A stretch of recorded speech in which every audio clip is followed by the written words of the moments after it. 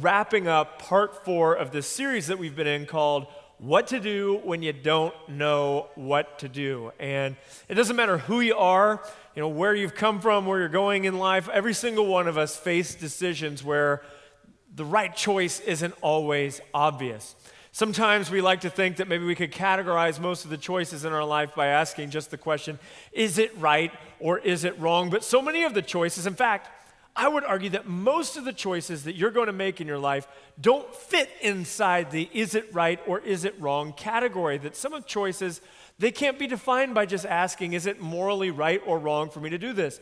Most of the choices won't fit there. So when it comes to effective decision making, we need something more than just morality to make good decisions. We need something more than just smarts, a high IQ to make good decisions. We need something more. What we need is wisdom.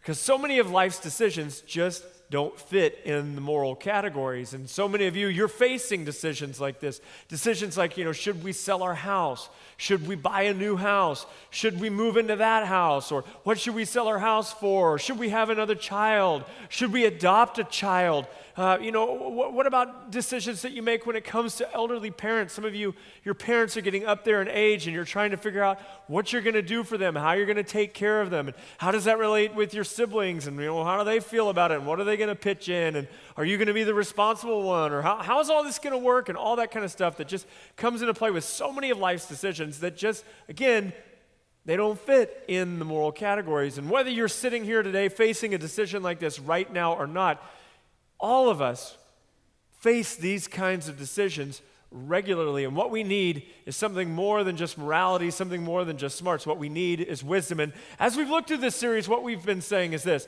that wisdom is being good at life. This is how we've kind of defined wisdom, that there are certain people who are good at aspects of life, they're good at parts of life. Some people are really great at making money, some people have a big reputation, some people have a lot of power and influence, but not everybody. In fact, most people aren't good at life, the important stuff of life, that stuff that, when you lay your head on the pillow at night and there's that sense of deep satisfaction, that sense of that everything is right in your world. When you have that, that's one of the important things of life. When you're thinking about the important relationships with your family, relationships with your kids, with your spouse, the people who mean the most to you, what's the health of those relationships like? When you think about those things, those are the questions that you have to ask yourself.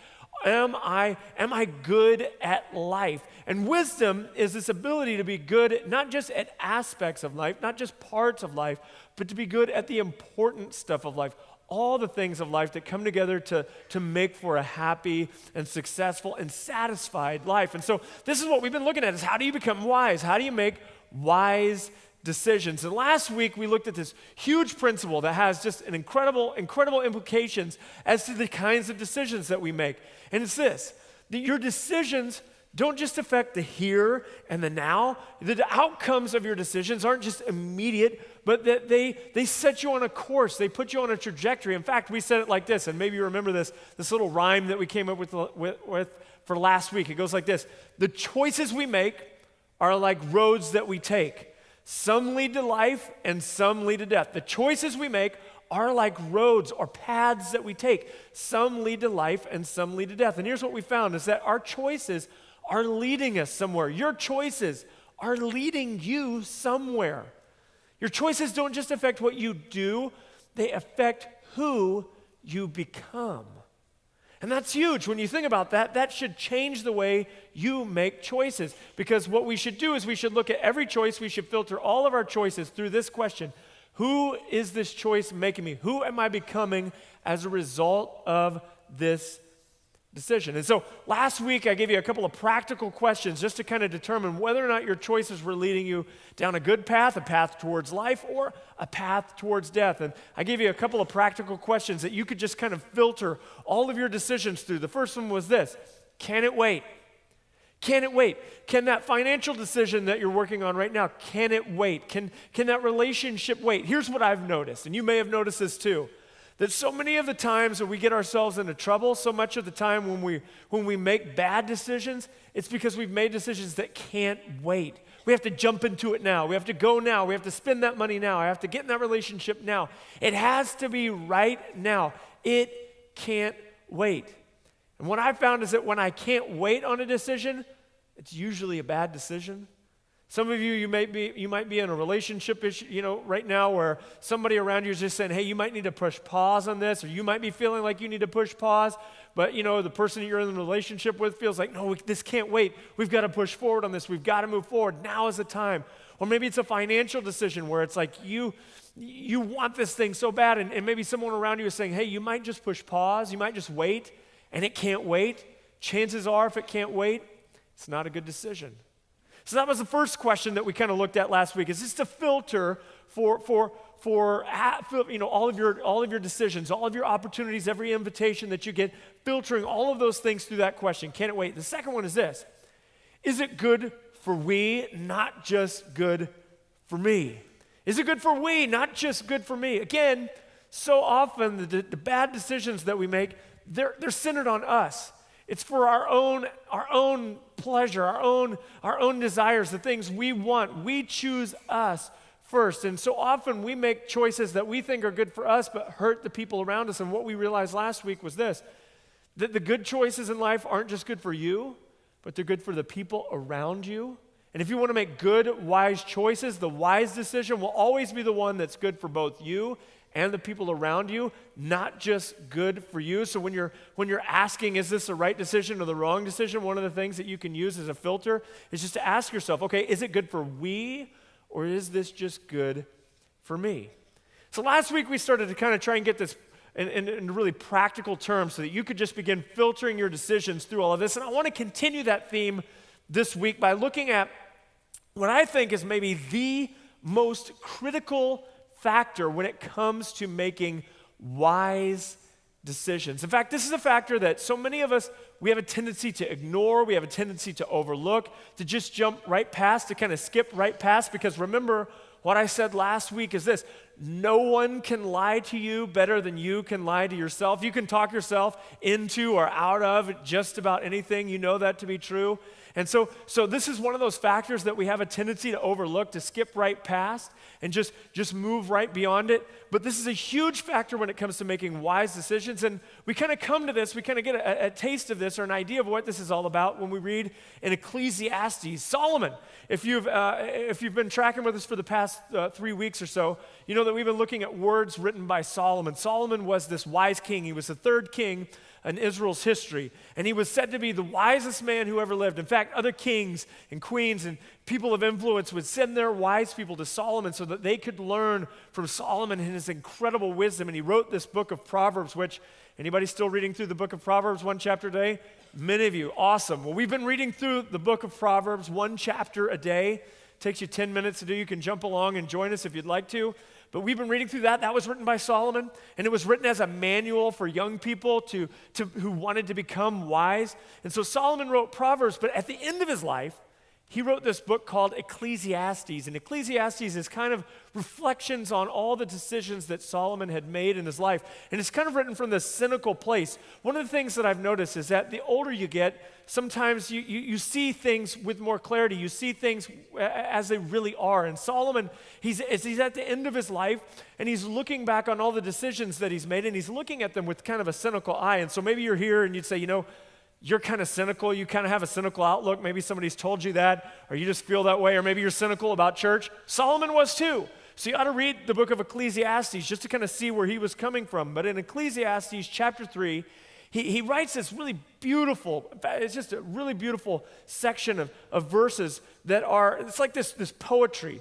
And in fact, it was turned into a song by the Byrds. You may know the song, Turn, Turn, Turn, to everything there's a season and a time. Solomon wrote that. Those were words that he wrote. And those come from Ecclesiastes chapter 3. We'll take a look at it if you're following along on your smartphone, iPad, whatever you got a Bible. We're going to look at Ecclesiastes chapter 3 and verses 1 and through, it's like 1 through 5, something like that. So here we go, Ecclesiastes chapter 1. Here we go. There is a time for everything and a season for every activity under the heavens. Solomon's laying this out for us. It's this huge principle. There is a time for everything and a season for every activity under the heavens. In other words, he's saying that time, every aspect, every part of your life fits into a certain time slot, a right timing. There's a timing for everything. And then he says this, look, he goes on to kind of just lay it all out for us in this really poetic, beautiful way. He says, a time to be born and a time to die, a time to plant and a time to uproot, a time to kill and a time to heal, a time to tear down and a time to build. And then I'm just waiting for like the 12-string Rickenbacker to kick in and we can all sing Turn, Turn, Turn together. It's beautiful. Okay, next. A time to weep and a time to laugh, a time to mourn and a time to dance, a time to scatter stones and a time to gather them, a time to embrace and a time to refrain from embracing, a time to search and a time to give up. And this is a verse for a few of you today that have some pack rat problems. A time to keep and a time to throw away. Get rid of some of the junk in your garage, people. A time to throw away. Okay, just a side note there. A time to tear down, or a time to tear and a time to mend. A time to be silent and a time to speak. A time to love and a time to hate. A time for war and a time for peace. He lays this out in such a beautiful way. It's just there's a time for every aspect, every factor, every season of life. There's a timing for certain things, that life fits into this grid of getting the right time. Timing is huge, and when it comes to making wise decisions, time might be the most important factor when it comes to making wise decisions. I laid it out in an equation form so that you can kind of understand it. Maybe this would lock in your brain today as we kind of look at this whole idea. And it goes like this. It's like a little math equation. The right decision plus the wrong time equals a wrong decision. The right decision at the wrong time equals a wrong decision. You can do the right thing with the right intentions and just do it at the wrong time and still have a bad outcome. Timing is that important when it comes to wise decision making. I love how Solomon put it in this verse in Proverbs. He just kind of gives us this little idea of how this works. This is actually really funny. He says this in Proverbs 27:14. It just says this: a loud and cheerful greeting early in the morning will be taken as a curse. Some of you know exactly what I'm talking about because you are a total jerk until you get your coffee first thing in the morning. Anybody like that? You have to have coffee or you're just not pleasant to be around. Yeah, that's my wife as well. She's not nice to be around. There's like Heather BC, Heather AC. BC before coffee, you don't want to mess with that, Heather. After coffee, everything's okay. And I'm kind of a morning person, and so I'm just up, and I'm like, hey, what's going on? It's the right decision. I'm nice. It's just the wrong time. So the right decision with the right intentions, good intentions. Wrong time, bad decision. Bad decision. Timing is everything. If we get the timing right, we'll be well on our way to making wise decisions. And so here's what I want to do. I want to look at 3 different factors of time as it pertains to wise decision making, because some of you are facing choices right now. You need some help. You need some wisdom. You need some guidance as to which direction should I go? How should I proceed? Which way do I go? And just asking, is it right or is it wrong, isn't going to be enough for you. You need something a little bit more. You need wisdom. And so we're going to look at how to be wise with time and how to use time as a factor when it comes to making good decisions. So the first question, and I want to give you 3 questions that you can kind of filter all your decisions through when it comes to time. And here it is. It's this. The first one is this. Is it wise considering your past? Is it wise considering my past? Is it wise considering your past? Here's the deal. Your past is different than my past.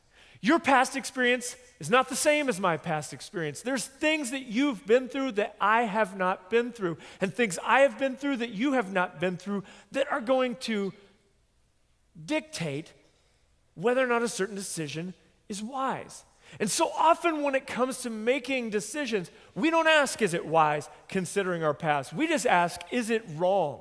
We say things like, is it wrong to borrow money? I mean, it's not wrong for me to borrow money. We justify these things to ourselves. No, it's not wrong for you to borrow money, but when you consider your past, When you consider that the last time you borrowed money and the time you borrowed money for that and the last time you put it on a credit card and the last time you put it on a credit card, that it took you forever to get that thing paid off, and so that every time you've gotten into debt, it's just been a bigger and bigger mess. When you consider your past, maybe it's not the wisest decision. It may not be wrong, but it is not wise when you consider your past. Some of you, this has to do with relationships for you because you have a tendency to jump in and out of relationships and in and out of relationships. And when you look at your past, it's just littered with one relationship after another relationship after another relationship. And here you are, kind of in between relationships, and you can see yourself jumping right into the next relationship. And the people around you are saying, maybe this isn't the best idea. And you justify it by saying, it's not wrong for me to be in a relationship. There's nothing wrong with it for me to jump into this relationship with this person. No, there's nothing wrong with it, but when you consider your past, maybe it's not wise that you jump into this relationship. For some of you, it has to do with just friendships. Because when you think about friendships that you've had in your past, when you think about some of the friends that you've hung out with for a long time, and these may be lifelong friends, but when you just think about your history with them, and you think about some of the things that you've done with them, and some of the trouble that you've got into whenever you've hung out with these people, and you'd have to be honest, and you'd have to say, I've not made good decisions when I've been around them, but then you justify it by saying, well, it's not wrong for me to hang out with these people because they've been my friends for a long time, and I don't just want to throw them out, so you go and hang out with them, and you make bad decisions. Is it wrong to hang out with friends? No, there's nothing wrong with it, but considering your past, considering what's happened with these people in the past, it just may not be the wisest decision. See, for some of you, because of your past, there's certain parts of town you just don't even like driving in. You don't even like being in certain parts of our city, or maybe at certain parts of the country. Maybe you haven't been back home for a really long time because of your past. Whereas that's not a big deal for me to go in your old neighborhood or to go in your old zombie grounds. It would be a big deal for you because your past isn't my past. For some of you, it's certain kind of music. There's certain kinds of music you just don't listen to anymore, or you don't want to listen to anymore because there's nothing wrong with this music, but just hearing it brings up a lot of memories, a lot of stuff that you used to do where you'd say, I'd rather just not think about that anymore. So you just avoid that kind of thing. I might be able to listen to that song or whatever, but for you, it's a big deal. It may not be wrong for me. It may not be wrong for you, but considering your past, it's just not wise. Considering your past. For some of us, it has to do with our health. Considering our health history, what we've been told, what a doctor's told us, some of the decisions that we're making right now, we might need to change. I have a friend who's a pastor, and he was at his church a couple of weeks ago, and he saw a guy there who has had some real health problems, some heart issues. In fact, his doctor's given him some real serious advice about how he needs to eat, how he needs to live moving forward. He's had heart surgery, some pretty serious stuff. And he sees this guy in the lobby of his church, and he's eating donuts. And then after he eats a couple of donuts, he comes over and he says, hey, can I get some prayer? I'm going through something, health related. It's just crazy. Is it wrong to have a couple of donuts? No, there's nothing wrong with a couple of donuts, but considering his past, is it wise? It's not wise, considering his past. On the flip side of that, this week I was in Atlanta. And while I was in Atlanta, one of the things that I always make a point to do is to visit this pizza restaurant. There's a pizza place there that, no joke, serves the best pizza on planet Earth. I mean, it's unbelievable pizza. You wouldn't think it being in Atlanta, but I'm not kidding. If you're ever in Atlanta, just send me an email. I will tell you, you need to go to this pizza place. It's amazing. And so I was there for a little more than 24 hours.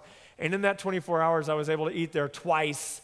And both times I had a whole pizza to myself.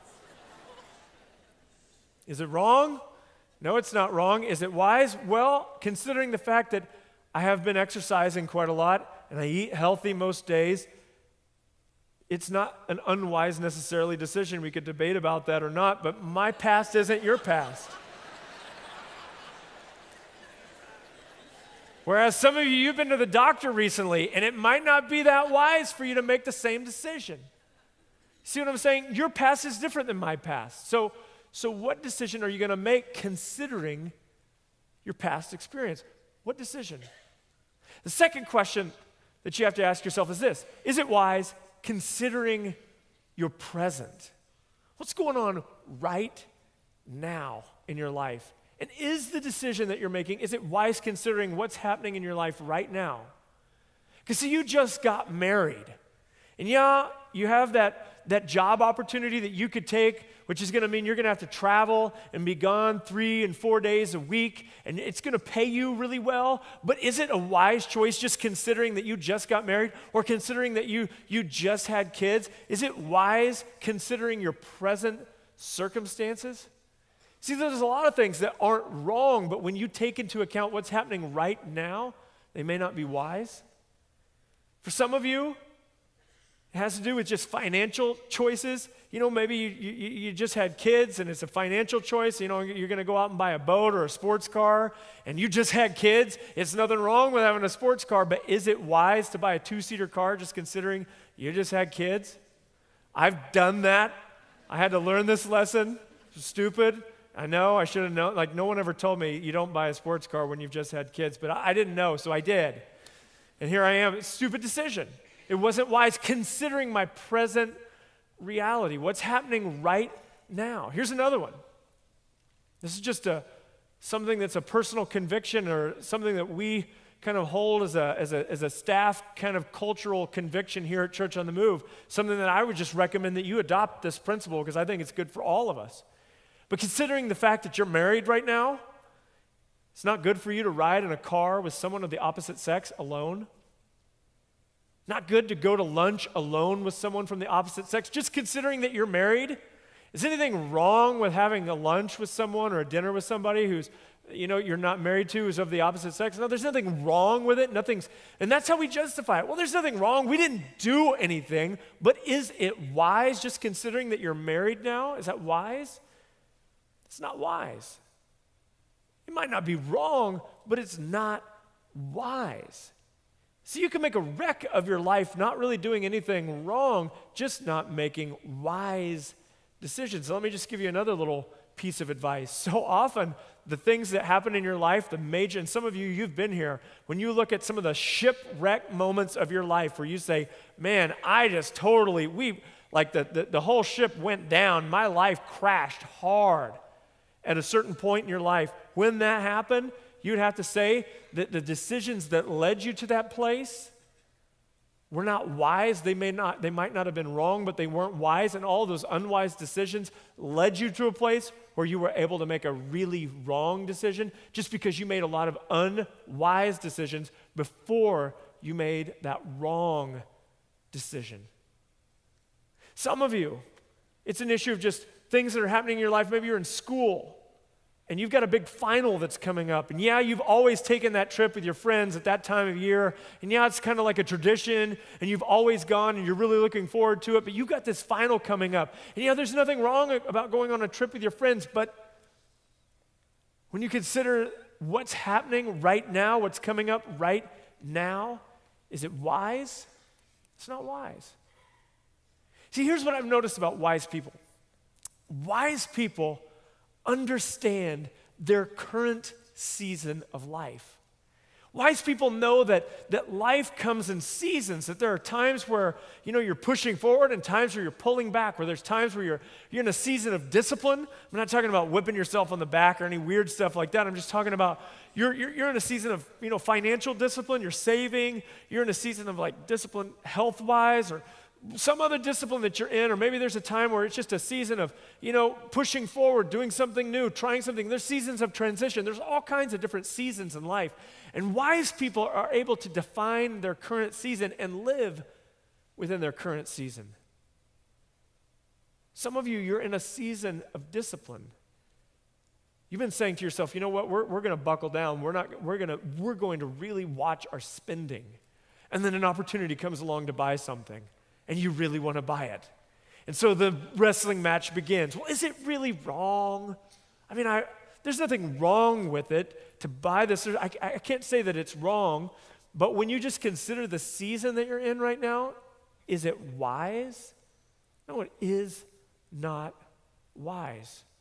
I wish I could say I got this right all the time. I've gotten this wrong so many times in my life. I wish I could go back and change a lot of things. Some of you, you're young and you have an opportunity to get this right the first time. What is your current season? About 4 years ago, I was in a season of just wanting to change some things about my health habits. I just kind of grown up eating whatever I wanted to eat, just whatever, junk food. I mean, I ate terribly, oven pizzas and macaroni and cheese just all the time, just kind of rotate between those two, just horrible foods for you, terrible stuff. Never ate vegetables, didn't eat fruit, just junk. Just basically if it was brown or kind of orange, like cheesy color, that's what I ate. And that was like my whole diet all the time. And so about 4 years ago, I just decided, you know what, I got to get control of this because I want to live a healthier life. And so I decided that I was going to do P90X, which is like this ridiculously hard, thank you, this ridiculously hard, 90-day workout regimen that I was going to go on. You got to eat right, and it's hard workouts every day. And I was like, okay, I'm going to do this thing. And so I studied up on all of it, and I decided I was going to go whole hog. I was going to eat right, do the whole thing.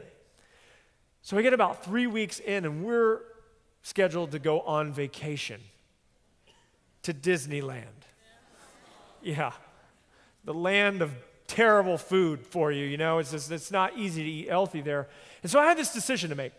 Am I going to keep working out when I go to Disneyland? I mean, I'm on vacation, it's kind of the time to take off from workout and all that kind of stuff. Or am I going to eat right, or am I just going to eat what I want? Because, isn't that what vacation is for? It's like eat all the foods you ever wanted, and especially at Disney, and there's just junk food everywhere, and it's so fun. And so, what else am I going to do? So I'm thinking about this, and I'm thinking, which way am I going to go? And after some thought, it kind of hit me. I'm in a season of discipline. I'm learning discipline. And I realized that I'd taken so many vacations in my life, and with all of them, I had eaten whatever I had wanted to eat, done whatever I wanted to do, and I hadn't worked out at all on any of them. What if I just took one and did it a different way? And that was my decision. So I went on vacation, and I didn't eat bad. I ate great the whole time. I allowed myself one ice cream cone the entire time I was there, and I did my workouts right there in the hotel room the entire week, kept up with the whole thing. It was miserable, but I did it. It was horrible watching everybody else eat all this other food that I could not have, but I made it through a week, and I was so glad that I did, because that choice was the catalyst that sprung me into completing that 90 days. And in fact, I've been working out like that and eating right for about the last 4 years. I changed my habits because of that 1 week's decision. Is it wrong to take off a week and eat whatever you want? No, there's nothing wrong with it, but just considering where I'm at right now, is it wise? What season are you in right now? Some of you are in a season of discipline. You're in a season of pulling back. And maybe it's not the wisest thing to make some of the decisions that you're thinking about making, just considering where you're at right now. Is it wise considering your present? And then the last question is this, and you've probably already got this one figured out. Is it wise considering your future? Is it wise considering your future?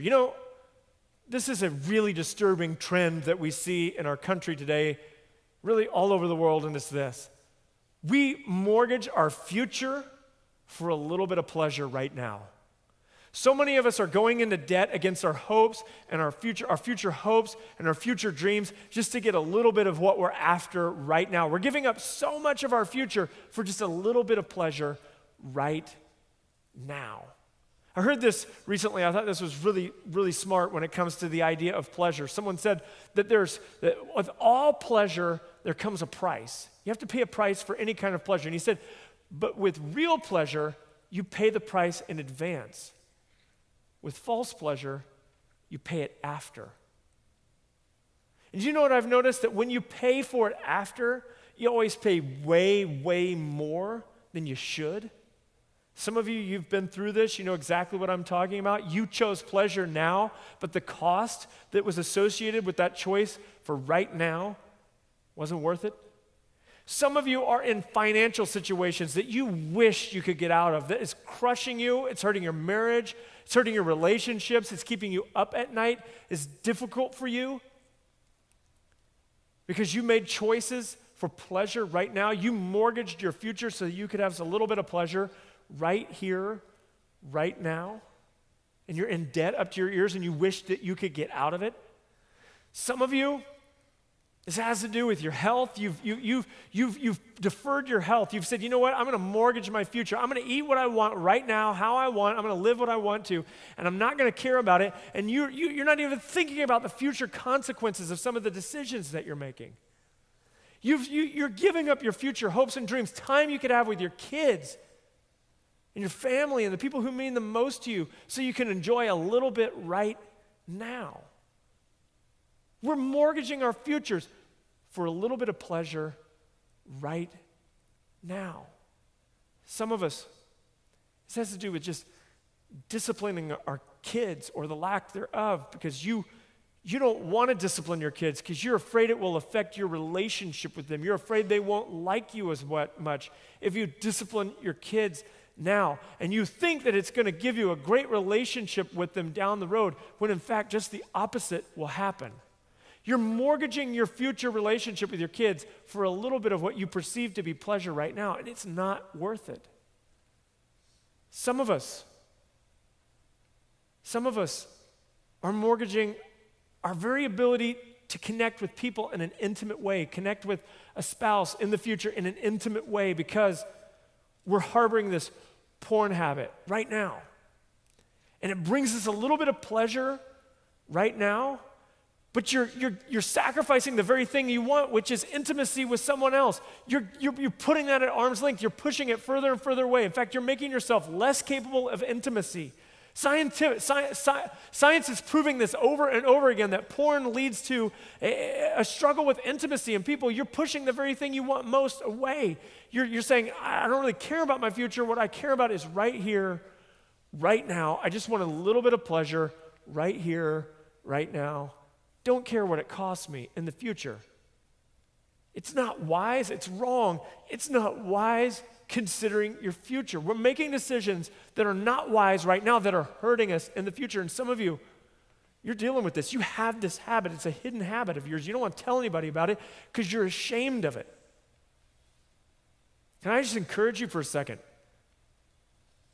Get it out in the open. Talk to a pastor. You don't have to stand up on the stage and tell everybody about it, but go talk to one of our pastors. We've got pastors over in the healing place after the service. We've got them in our First Steps room. We would love to walk you through this. We would love to help you out of this, but the thing you want most, you're making it so hard to get just because of what you're doing right now. So often, the decisions that we're making now are hurting us in the future. Do you know what I've noticed? God wants to do some amazing stuff in me, through me. He wants to do incredible things. And I believe He wants the same for each of you. He wants to do something amazing in you. You may have a hard time believing that right now, but I know that to be true. God wants some great things for you. You know what I've noticed? The person who gets most in the way of that great stuff happening, you know who gets in the way of the dreams that God has for me happening? The person who wrecks it more than anybody else is me. If I could just get out of my own way, God wants to do some incredible stuff in and through me. I'm the one standing in the way. And so much of wisdom is learning how to get out of our own way and do things God's way. Because God's way is better. And as we wrap this whole series up, what I want to do is just kind of circle right back around to how we began. Wisdom is better. Look what Solomon wrote in Proverbs 16:16. He says this, "Get wisdom. How much better it is than gold. And get understanding. It is preferable to silver." If we could just get out of our own way and admit that God's way is better, it would be amazing what we could do.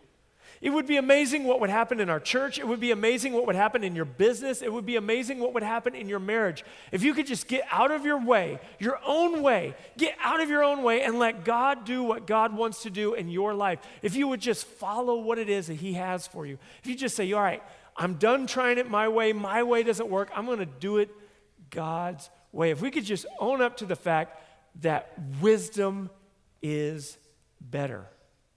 It's better than what your mama told you. It's better than what your daddy told you. It's better than your hopes and your dreams. It's better than what you think you've experienced or what's happened in your life. It's better than any of that. Wisdom is better. And when we seek wisdom, we wind up at a place that is better. And that's my prayer for you, for me, that all of us would seek wisdom so that we could wind up in a place that's better than what we've planned for ourselves. Let me pray for you. Father, thank you so much for downloading so much truth to us, Lord. Lord, you knew that rules, regulations, all that kind of stuff isn't enough to live a successful, happy, peace-filled life. Lord, it's not enough. That's why you gave us wisdom. We need wisdom. We need something more. And Lord, you said this. You said that if we would just ask you for wisdom, that you would give it to us. Lord, on behalf of my brothers and my sisters here in this room, watching online out at Glenpool, I ask you for wisdom for all of us. Lord, we're all facing decisions. Things where we need direction, where we need wisdom. Lord, give us wisdom. Speak to us so that we could know which way we should go. It's in Jesus' name. Amen.